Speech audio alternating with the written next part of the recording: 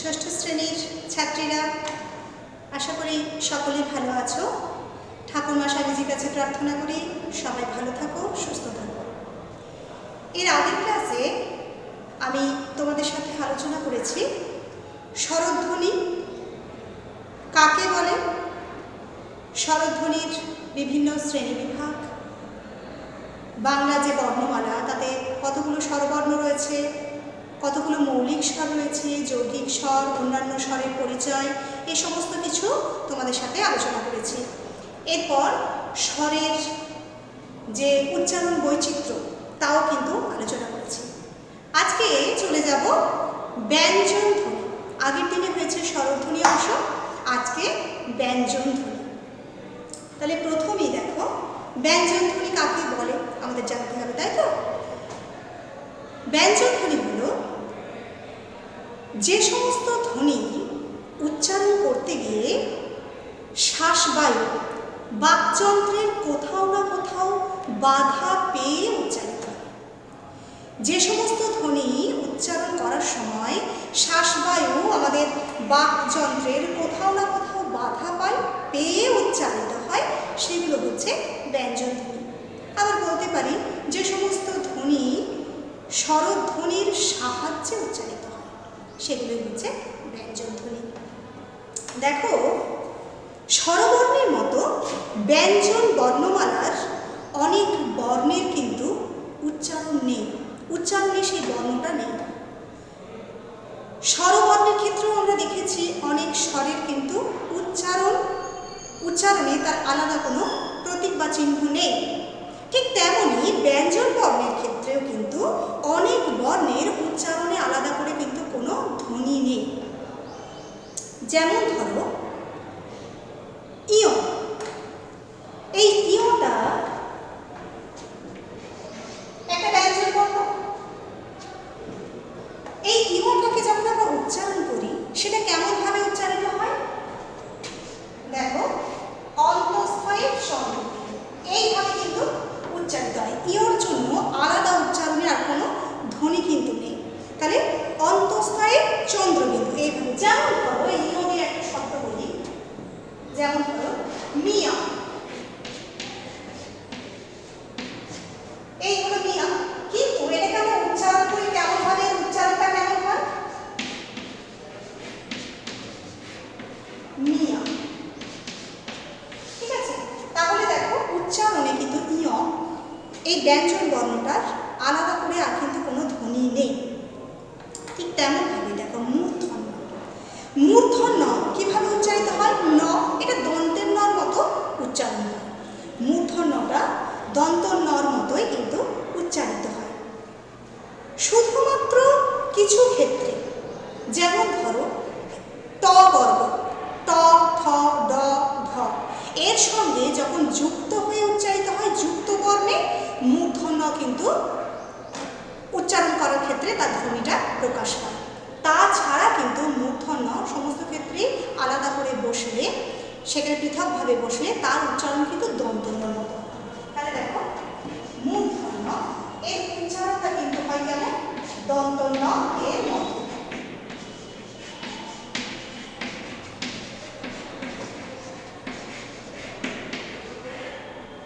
শুধুমাত্র বলেছি ট বর্গের যে বর্ণগুলো রয়েছে, যেমন ট, ঠ, ড, ঢ, এর সঙ্গে যখন যুক্ত হয়ে উচ্চারিত হয় তখন মূর্ধন্যর এর সঠিক উচ্চারণ হয়। যেমন ধরো খণ্ড, খ মূর্ধন্যে ড। এখানে দেখো ট বর্গের একটা ধ্বনি হচ্ছে ড, তার সঙ্গে উচ্চারিত হচ্ছে, সেখানে এর উচ্চারণটা খণ্ড। এখানে কিন্তু দন্তন্যর মতন উচ্চারণ নয়, এখানে কিন্তু মূর্ধন্যের মতোই সঠিক উচ্চারণ হচ্ছে। বাকি সমস্ত ক্ষেত্রে কিন্তু মূর্ধন্য দন্তন্যের মতোই উচ্চারণ, এর আলাদা আর কোনো উচ্চারণের ধ্বনি নেই।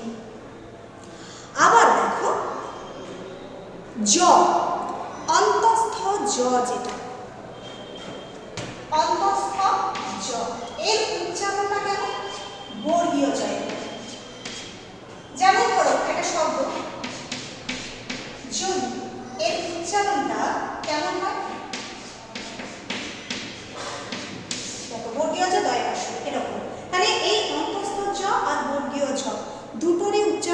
জ, এর আলাদা আর কোনো উচ্চারণে ধ্বনি নেই।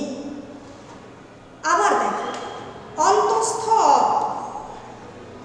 এর উচ্চারণটা কেমন না স্বরধ্বনির মতো। অন্তঃস্থ এর উচ্চারণটা কেমন স্বরধ্বনির মতো।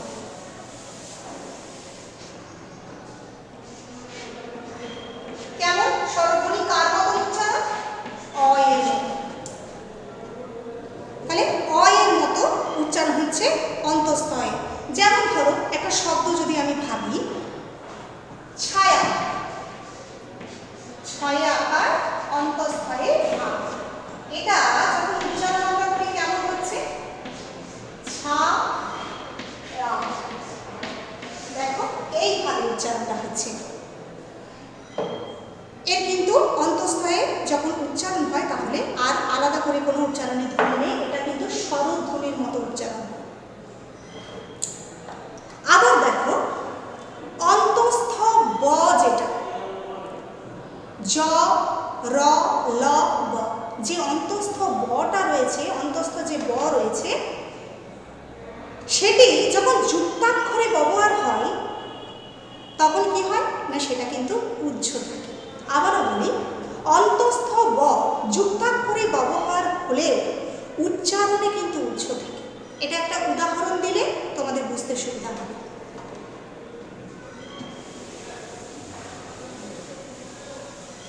তাহলে কি অন্তঃস্থ ব,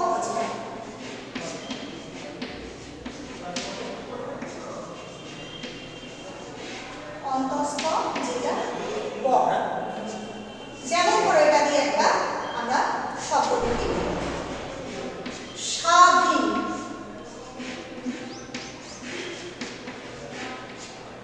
দেখো এখানে সা দন্তস্বরের সাথে যুক্ত হয়েছে, যুক্ত পদে ব্যবহার হয়েছে, কিন্তু এখানে উচ্চারণটা উজ্জ আছে। দেখো বয়ের উচ্চারণ কিন্তু এখানে উজ্জ, সেখানে স্বাধীন।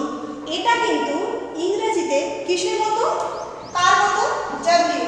ইংরেজিতে কিন্তু এই বটা হচ্ছে ডব্লিউ, এখানে এর উচ্চারণটা উজ্জ থাকে।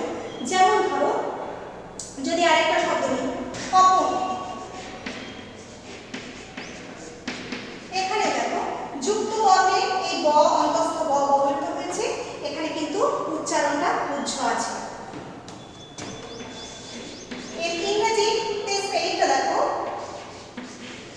S W A P A, এখানে কিন্তু ডব্লিউ এর উচ্চারণটা কিন্তু উজ্জ আছে। এরপর চলে যাব দেখো দন্ত স, যুক্ত ব্যঞ্জন ছাড়া দন্ত স তালব্য স এর মতোই কিন্তু উচ্চারণ। আবারও বলি দন্ত স যুক্ত ব্যঞ্জন, যখন যুক্ত ব্যঞ্জনে উচ্চারিত হবে সেখানে দন্ত স্বর উচ্চারণটা দন্ত স্বর মতো থাকে, বাকি সমস্ত ক্ষেত্রে কিন্তু তার উচ্চারণটা তালব্য স এর মতোই হয়।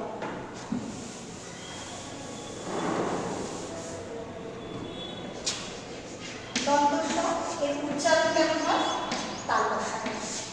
ঠিক আছে, যেমন যদি আমরা বলি ধরো সকলে, একটা শব্দ নিলাম দেখো সকলে,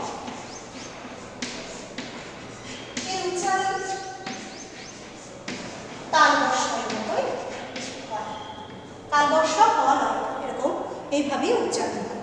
কিন্তু যখন যুক্ত ব্যঞ্জন থাকবে সেক্ষেত্রে কিন্তু দন্ত স এর উচ্চারণটা স্পষ্টভাবে বোঝা যায়। যেমন ধরো স্ত্রী, সেক্ষেত্রে দেখো দন্ত স এর উচ্চারণটা স্পষ্টভাবে বোঝা যাচ্ছে। আবার ধরো বললাম রাস্তা, দন্ত স তয়াকার, তাহলে এখানে কি যুক্ত ব্যঞ্জন, সেখানে দন্ত স্বর উচ্চারণটা কিন্তু ঠিক থাকছে, উচ্চারণ হচ্ছে। এরপর দেখো ডয়ে শূন্য আর ঢয়ে শূন্য র, যেটা যে দুটো র রয়েছে এরা কিন্তু সহযোগী ধ্বনি। কেন না এরা কিন্তু কখনোই শব্দের প্রথমে ব্যবহৃত হতে পারে না, এরা সহযোগী ধ্বনি, শব্দের শুরুতে এরা কখনোই বসে না। আবার দেখো খণ্ড ত, যেটা খণ্ড ত, ঠিক আছে, এটা কিন্তু ত এর উচ্চারণ। আবার অনুস্বার, যেটা এর উচ্চারণ কেমন দেখো মর্ম, ওয়া, এইভাবে এর উচ্চারণ। আবার দেখো বিসর্গ,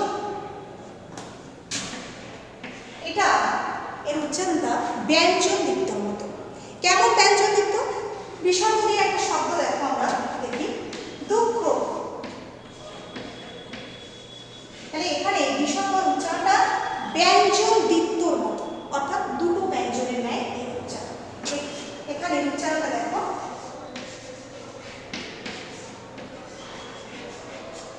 দুঃখ, এইভাবে উচ্চারণটা হয়। আর রইল চন্দ্রবিন্দু। এই চন্দ্রবিন্দু দেখো এর উচ্চারণ হচ্ছে অনুনাসিক।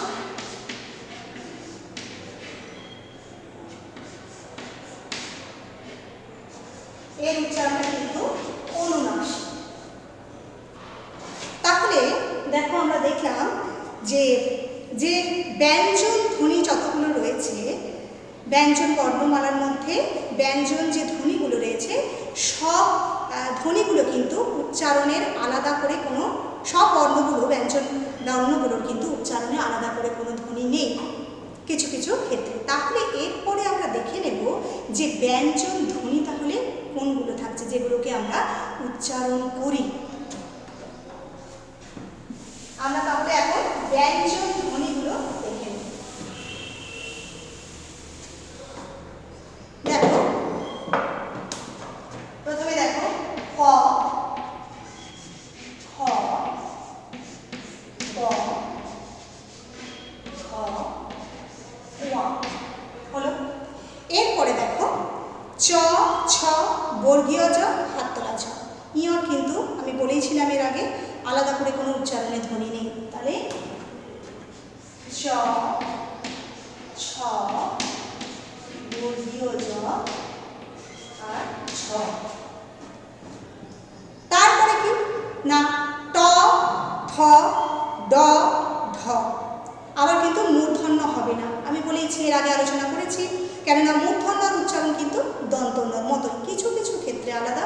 যেমন যুক্তবর্ণের ট বর্গের যে যুক্ত বর্ণগুলো রয়েছে সেক্ষেত্রে মূর্ধন্যর উচ্চারণটা একই থাকে, বাকি ক্ষেত্রে কিন্তু মূর্ধন্য দন্তন্যর মতোই উচ্চারণ। তাহলে ট, ঠ, ড, ট, ঠ, ড, ঢ। এরপরে দেখো ত, থ, দ, ধ, দন্তন্য। ত, থ, দ, ধ, দন্তন্য। এরপরে প, ফ, ব, ভ, ম। এরও কিন্তু উচ্চারণে ধ্বনি আছে। প, ফ, ব, ভ, ম। এরপর জয়ের নেই, বলেছি আলোচনা করেছি আমি, অন্তঃস্থ জ বর্গীয় জয়ের মতোই বেশিরভাগ ক্ষেত্রেই উচ্চারণ করা হয়। যখন উচ্চারণ করি অন্তঃস্থ জ আর বর্গীয় জ একই জ উচ্চারণ হয়। তাহলে হবে কি জ বাদ র, ল, তালব্য স, র, ল, তালব্য স পেলাম। এরপরে দেখো হ আর র, যেটা এরপরে হচ্ছে হ আর র, র একটি র। তাহলে এইগুলো দেখো ব্যঞ্জন ধ্বনি।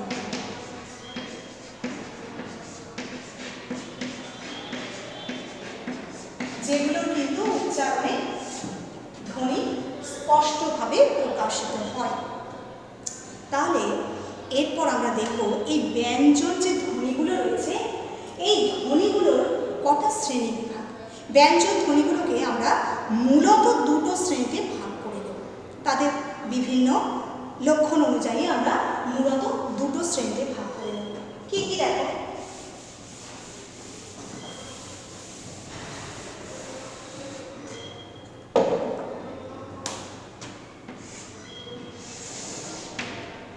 এক হচ্ছে বর্গীয় ধ্বনি, আর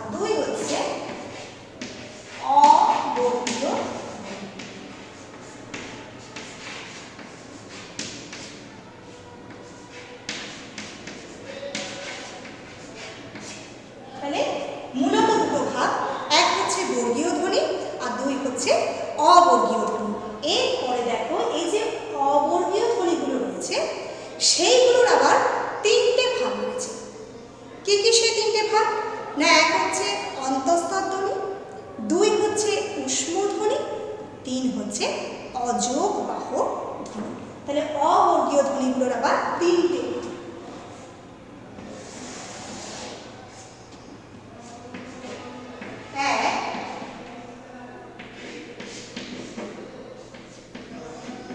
অন্তঃস্থ ধ্বনি,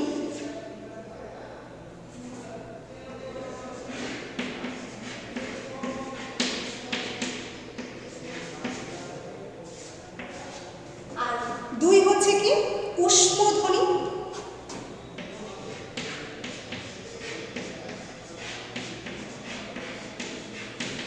আর 3 হচ্ছে অযোগ বাহ।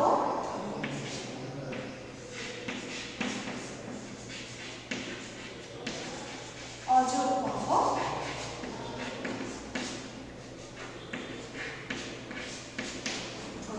তাহলে দেখো অবর্গীয় ধ্বনিগুলোকে এই 3টে শ্রেণীতে ভাগ করা হয়েছে। এখন দেখো বর্গীয় ধ্বনি। তাহলে বর্গীয় ধ্বনিটা কি? বর্গীয় ধ্বনি হচ্ছে ক থেকে ম পর্যন্ত যে 25টা ধ্বনি রয়েছে, ক থেকে ম পর্যন্ত 25টি ধ্বনি হচ্ছে বর্গীয় ধ্বনি। ক থেকে ম এই 25টা হচ্ছে বর্গীয় ধ্বনি। তাহলে দেখো এই বর্গীয় ধ্বনিগুলিকে আরেকটা কি নামে ডাকা হয়? স্পর্শধ্বনি। কেন স্পর্শধ্বনি কেন বলা হয়? না এই বর্গীয় ধ্বনিগুলিকে স্পর্শধ্বনি বলা হয় কারণ যখন এই ধ্বনিগুলো উচ্চারিত হয় তখন জিহ্বা মুখবিবরের কোনো না কোনো অংশে স্পর্শ করে উচ্চারিত হয়, তাই এগুলোকে আমরা বলি স্পর্শধ্বনি। তাহলে এই যে বর্গীয় ধ্বনিগুলো, তাহলে ক থেকে ম পর্যন্ত যে ধ্বনিগুলো রয়েছে সেগুলো বর্গীয় ধ্বনি। কটা বর্গ রয়েছে আমরা দেখে নেব।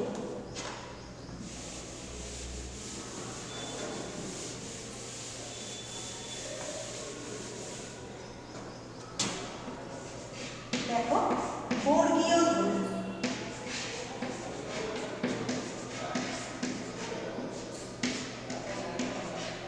দেখো এই বর্গীয় ধ্বনিগুলো প্রথমে দেখো ক বর্গ, মোট 5টা বর্গে ভাগ করা হয়েছে। ক থেকে ম পর্যন্ত ধ্বনিগুলোকে 5টা বর্গে ভাগ করা হয়েছে। কি সেগুলো? ক বর্গ, চ বর্গ,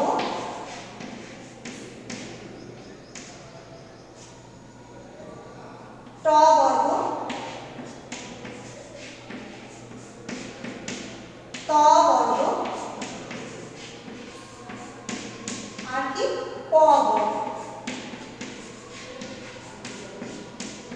দেখো এই 5টা বর্গে আমরা ভাগ করেছি ক থেকে ম পর্যন্ত যে সমস্ত ধ্বনিগুলো রয়েছে।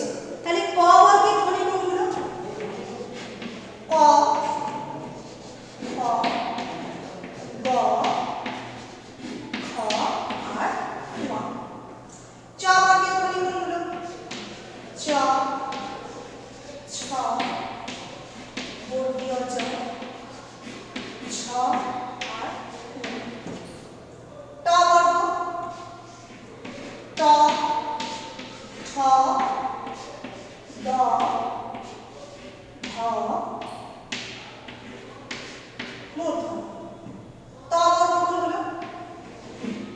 ত, থ, দ, ধ আর দন্তন্য।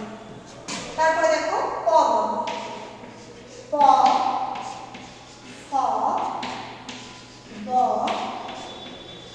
ভ আর ম। তাহলে এই ক থেকে ম পর্যন্ত ধ্বনিগুলোর 5টা বর্গ। এরপরে দেখো এদের আবার উচ্চারণ স্থান অনুসারে এই বর্গীয় ধ্বনিগুলোর নামকরণ করা হয়েছে। এই বর্গীয় ধ্বনিগুলোকে উচ্চারণের তারতম্য অনুসারে আবার তাদের ভাগও রয়েছে। তাহলে উচ্চারণের স্থান অনুসারে দেখো ক বর্গ, ক বর্গ এর উচ্চারণ স্থান কোথায় বলতো? কণ্ঠ। তাই এগুলোকে এই ধ্বনির যে নামকরণ করা হয়েছে ক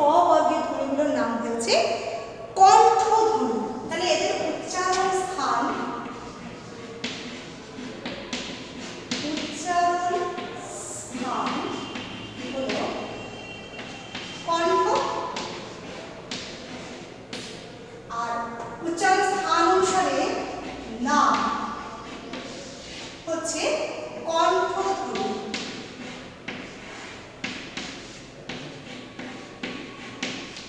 অ বর্গের ধ্বনিগুলোর নাম হলো কণ্ঠধ্বনি। এটা কিন্তু উচ্চারণ স্থান অনুসারে তাদের নামকরণ করা হয়েছে।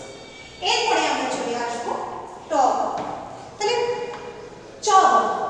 চ বর্গ, এই চ বর্গের যে বর্ণগুলো, এগুলোর উচ্চারণ স্থান কোথায়? না তালুক। দেখো উচ্চারণ করার সময় দেখো জিহ্বা কিন্তু তালুকে স্পর্শ করছে। চ, ছ, বর্গীয় জ, হাত্তরা ঝ সব কিন্তু তালুকে স্পর্শ করছে। তাহলে এদের উচ্চারণ স্থান হলো তালু। তাই এদের নামকরণ করা হয়েছে তালব্য ধ্বনি।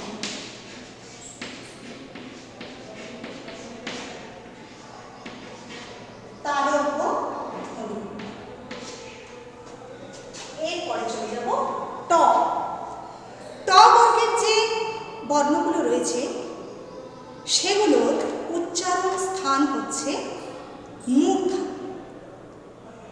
তাহলে ট বর্গের যে বর্ণগুলো রয়েছে বা ধ্বনিগুলো সেগুলোর উচ্চারণ স্থান হচ্ছে মূর্ধা।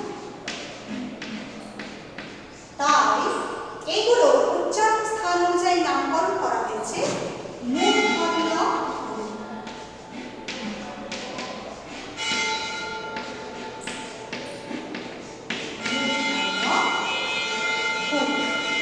এরপরে আমরা চলে যাব ত বর্গ। ত বর্গের যে ধ্বনিগুলো আছে সেগুলোর উচ্চারণ স্থান হচ্ছে দন্ত। দেখো উচ্চারণ করো তোমরা, ত, থ, দ সব কিন্তু দেখো জিহ্বা দন্তকে স্পর্শ করছে, তাই এগুলো হলো দন্ত ধ্বনি। তাহলে এর উচ্চারণ স্থান হচ্ছে দন্ত। আর উচ্চারণ স্থান অনুযায়ী এর নাম হচ্ছে দন্ত।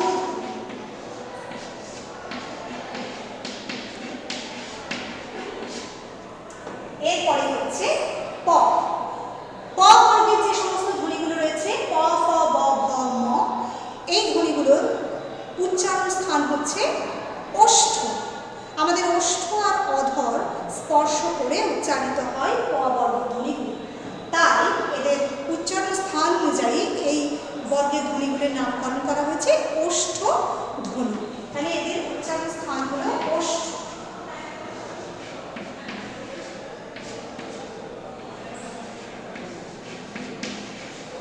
নামকরণ করা হয়েছে ওষ্ঠ ধ্বনি। তাহলে এই হলো বর্গীয় যে ধ্বনি তাদের পরিচয়। এরপর দেখো এই বর্গীয় ধ্বনিগুলিকে উচ্চারণের তারতম্য অনুসারে আবার চারটে ভাগে ভাগ করা যায়। কি সেই চারটে ভাগ? না অল্পপ্রাণ ধ্বনি, মহাপ্রাণ ধ্বনি, ঘোষ ধ্বনি আর অঘোষ ধ্বনি। তাহলে এই বর্গীয় ধ্বনিগুলোকে কিন্তু আবার উচ্চারণের তারতম্য অনুসারে আমরা ভাগ করে নেব।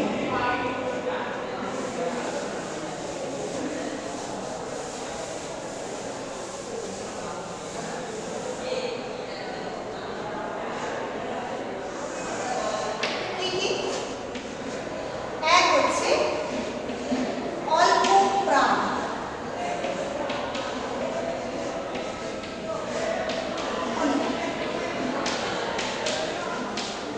দুই হলো মহাপ্রাণ,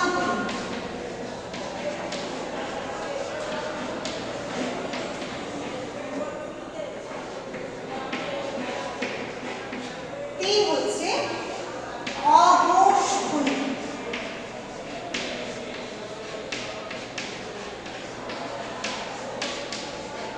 চার হলো ঘোষ ধ্বনি।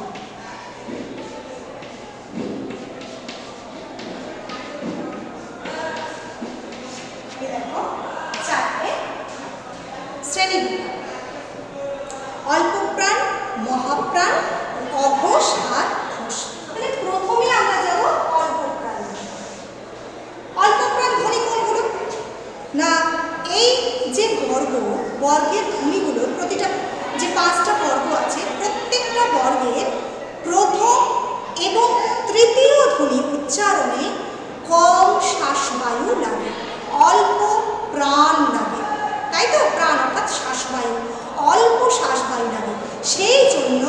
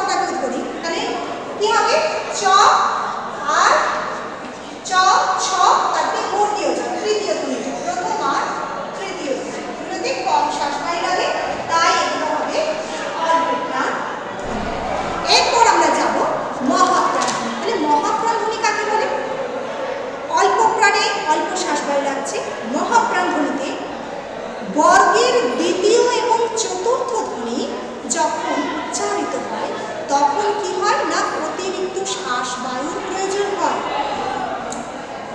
মহাপ্রাণে তাহলে কি হলো না বেশি শ্বাস বায়ু বা অতিরিক্ত শ্বাস বায়ুর প্রয়োজন হয়।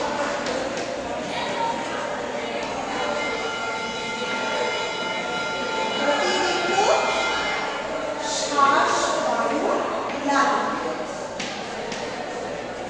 আর এগুলো কোনগুলোর জন্য অতিরিক্ত শ্বাস বায়ু লাগে না বর্গের দ্বিতীয় এবং চতুর্থ। অর্থাৎ ধরো ক বর্গ, সেখানে দ্বিতীয় বর্গ হলো ক আর চতুর্থ হলো হ। এগুলো হলো মহাপ্রাণ ধ্বনি। ঠিক সেইভাবে চ বর্গেরও হতে পারে, ট বর্গের হতে পারে, ত বর্গের হতে পারে। দ্বিতীয় এবং চতুর্থ ধ্বনি হবে মহাপ্রাণ ধ্বনি। কেননা এগুলোর জন্য বেশি শ্বাস বায়ুর প্রয়োজন। এরপরে আমরা যাব অঘোষ ধ্বনি। তাহলে আমরা অঘোষ ধ্বনি কাকে বলবো? দেখো বর্গের প্রথম ও দ্বিতীয় ধ্বনি উচ্চারণের সময় কণ্ঠস্বরে একটা গাম্ভীর্য প্রকাশ পায় না, অর্থাৎ স্বরতন্ত্রে বেশি কাঁপে না। আবারও বলি, অঘোষ অর্থাৎ বর্গের প্রথম ও দ্বিতীয় ধ্বনি উচ্চারণের সময় কণ্ঠস্বরে গাম্ভীর্য প্রকাশ পায় না বা আমাদের স্বরতন্ত্রে বেশি কাঁপে না, সেই জন্য এই ধ্বনিগুলোকে বলা হয় অঘোষ ধ্বনি। তাহলে অঘোষ ধ্বনি দেখো কণ্ঠস্বরে গাম্ভীর্য প্রকাশ পায় না, গাম্ভীর্য প্রকাশ পায় না। সেগুলো কোনগুলো না বর্গের প্রথম এবং দ্বিতীয়। অর্থাৎ আমি যদি ধরি ক বর্গ, সেখানে ক আর খ। আবার যদি ধরি চ বর্গ, চ আর ছ। এগুলো হলো অঘোষ ধ্বনি। এরপরে যাব ঘোষ ধ্বনি। সেখানে কি ঘোষ ধ্বনি কাকে বলে না যে সমস্ত ধ্বনি উচ্চারণের সময় কণ্ঠস্বরে একটা গাম্ভীর্য প্রকাশ পায়। যে সমস্ত ধ্বনি উচ্চারণ করার সময় কণ্ঠস্বরে গাম্ভীর্য প্রকাশ পায় সেই ধ্বনিগুলো কোনগুলো না বর্গের তৃতীয়, চতুর্থ, পঞ্চম। প্রত্যেকটা বর্গে 5টি করে ধ্বনি রয়েছে। প্রথম আর দ্বিতীয় ধ্বনি হয়ে গেল অঘোষ ধ্বনি, আর তৃতীয়, চতুর্থ, পঞ্চম হয়ে যাবে ঘোষ ধ্বনি। তাহলে এবার দেখো ঘোষ ধ্বনি কণ্ঠস্বরে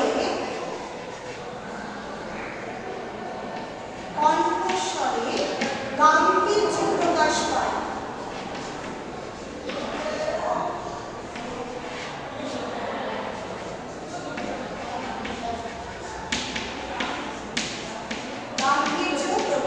সেগুলো কোনগুলো? তৃতীয়। ধরো আমি ক বর্গ নিলাম, ক, খ। চতুর্থ ধ্বনি হচ্ছে ঘ, পঞ্চম ধ্বনি ম।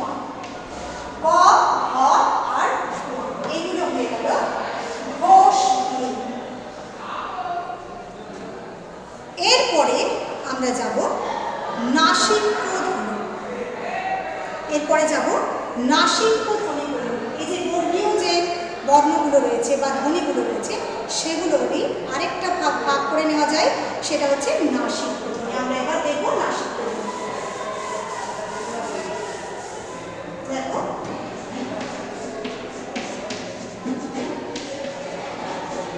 নাসিক্য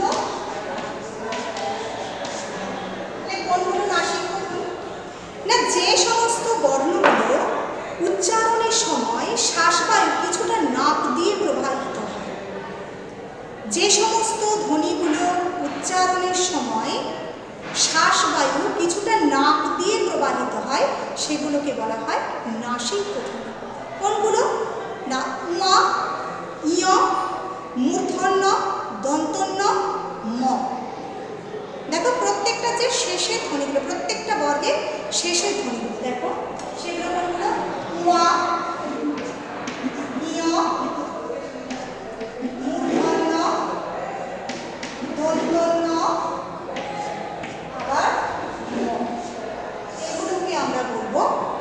নাসিক্য ধ্বনি। এরপর আমরা যাব উষ্ম ধ্বনি। উষ্ম ধ্বনি কোনগুলো? না, উষ্ম ধ্বনি হচ্ছে তালব্য স, মূর্ধন্য স, দন্ত স এবং হ। এই ধ্বনিগুলো উচ্চারণের সময় শ্বাসবায়ুর একটা প্রাধান্য থাকে, অর্থাৎ বেশি শ্বাসবায়ু লাগে। এই ধ্বনিগুলো উচ্চারণের সময় শ্বাসবায়ুর একটা প্রাধান্য থাকে, বেশি শ্বাসবায়ু নির্গত হয়। এবং দেখো, এই ধ্বনিগুলো উচ্চারণের সময় শ্বাসবায়ু কী হয় না, শ্বাসবায়ুর প্রাধান্য থাকার কারণে একটা শিশির মতো ধ্বনি কিন্তু আসে, শিশির মতো একটা আওয়াজ সৃষ্টি হয়, সেগুলো হচ্ছে উষ্ম ধ্বনি।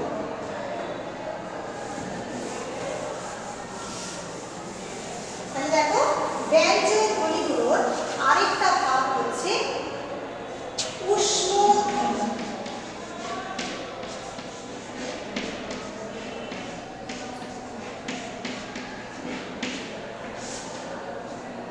আরেকটা ভাগ হলো উষ্ম ধ্বনি। তাহলে এই উষ্ম ধ্বনিগুলো তালব্য স, মূর্ধন্য স, দন্ত স। তালব্য স, মূর্ধন্য স, দন্ত স, হ। এই ধ্বনিগুলো যখন উচ্চারিত হয় তখন কি হয় না, শ্বাসবায়ুর প্রাধান্য থাকে।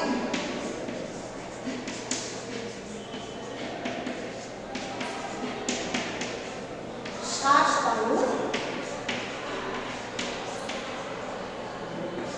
প্রাধান্য থাকে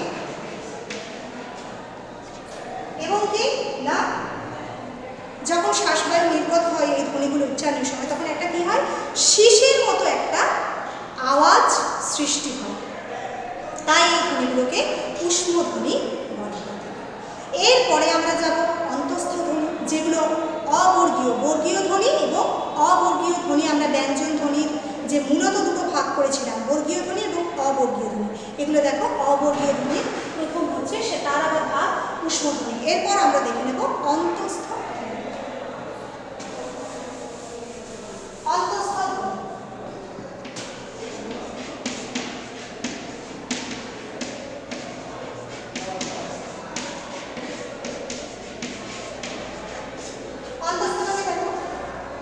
জ, অন্তঃস্থ জ, র, ল, ব।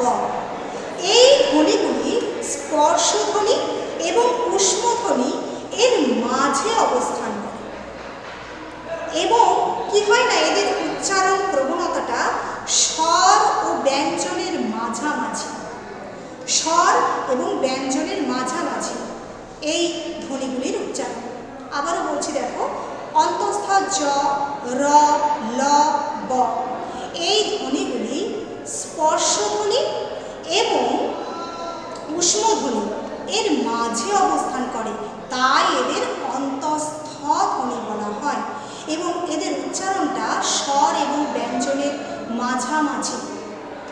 দেখো, অন্তঃস্থ ধ্বনি জ, র, ল, ব, এরা স্পর্শ ধ্বনি ও উষ্ম ধ্বনি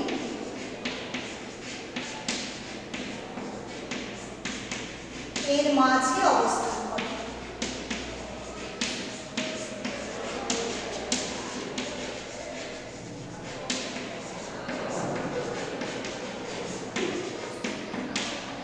এর মাঝে অবস্থান করে, তাই এরা হচ্ছে অন্তঃস্থ ধ্বনি। এরপরে যাব অযোগ বাহু ধ্বনি। অযোগ বাহু ধ্বনি কোনগুলো?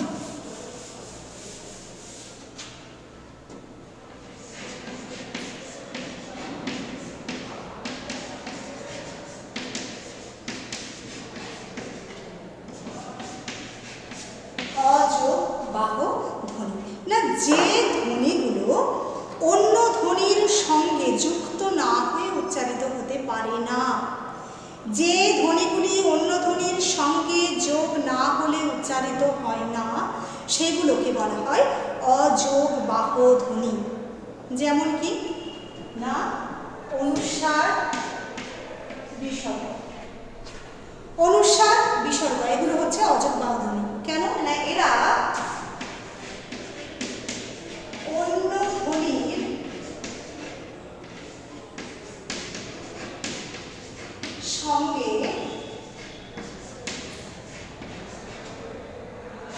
যুক্ত না হয়ে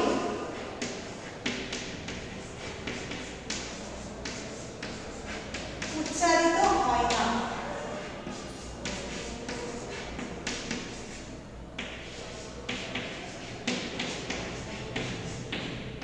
তাই এটাকে অযোগবাহ ধ্বনি বলা হয়। তাহলে দেখো ছাত্রছাত্রীরা, তোমরা ব্যঞ্জন ধ্বনি জানলে, এর আগের দিনে স্বরধ্বনি জেনেছিলে, তার শ্রেণীবিভাগ, স্বরধ্বনি কী কী রয়েছে, স্বরধ্বনির যে উচ্চারণ বৈচিত্র্য সেগুলো দেখেছিলে। আজকে ব্যঞ্জন ধ্বনি সম্পর্কে আলোচনা করা হলো। ব্যঞ্জন ধ্বনি কাকে বলে, তারপর ব্যঞ্জন ধ্বনিগুলোর যে শ্রেণীবিভাগ রয়েছে, বর্গীয় ধ্বনি, অবর্গীয় ধ্বনি, কটা ব্যঞ্জন ধ্বনি রয়েছে সেগুলো জেনেছ। কোন কোন ব্যঞ্জন ধ্বনিগুলোর আলাদা করে আর কোনো উচ্চারণের কোনো প্রতীক নেই সেগুলো জেনেছ। তারপর বর্গীয় ধ্বনি, অবর্গীয় ধ্বনির যে ভাগগুলো, বর্গীয় ধ্বনিগুলো দেখেছো কোন কোন বর্গীয় ধ্বনি, তাদেরকে আবার কোন কোন ভাগে ভাগ করা যায় উচ্চারণের রীতি অনুসারে। তারপরে অবর্গীয় ধ্বনিগুলোকে দেখেছো। এইভাবে ব্যঞ্জন ধ্বনি সম্পর্কে তোমাদের সাথে আজকে আলোচনা করলাম। প্রত্যেকে বাড়িতে ভালো করে তৈরি হবে এবং এর পরের ক্লাসে পরের বিষয় সম্পর্কে আলোচনা করা হবে। আজকে এই পর্যন্তই। সকলে ভালো থাকবে, সুস্থ থাকবে।